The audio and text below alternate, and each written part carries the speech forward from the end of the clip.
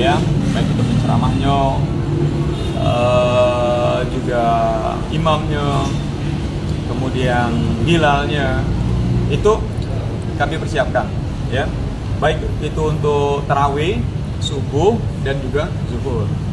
Kemudian yang kedua berkenaan dengan takjil, karena ada berbuka puasa bersama di sini 200 sampai 300 ya jamaah yang berbuka puasa. Kami sudah sebarkan ke seluruh dermawan, rumah makan, kemudian per orang pribadi dermawan untuk minta sumbangsinya untuk kegiatan berbuka takjilan berbuka puasa.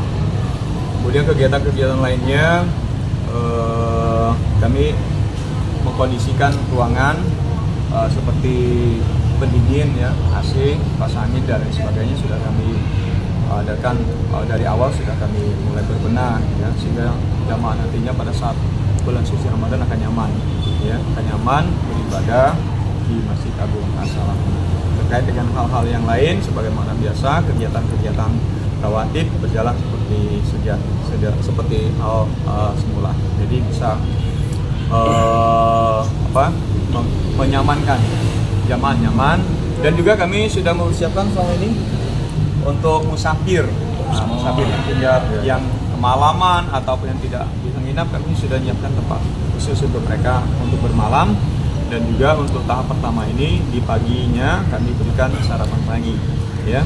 Jadi kami sudah mulai untuk memberikan sarapan pagi kepada para musafir yang selama ini nampaknya ya banyak juga yang mereka nginap di Masjid Agung.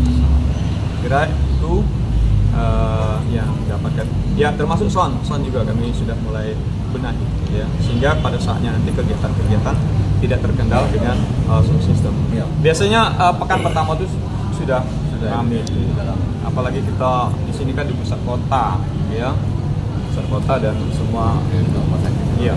Apalagi sekarang ini kan peningkatan dari jamaah subuh sekarang sudah untuk yang mengikuti majelis info aja hampir 300. Jadi kami itu menyiapkan snack itu setiap subuh itu 200 lebih, 250 kadang pulang. Jadi antusiasnya alhamdulillah ya. Kemudian juga infak dan sedekah nampaknya lebih antusias lagi di jamaah.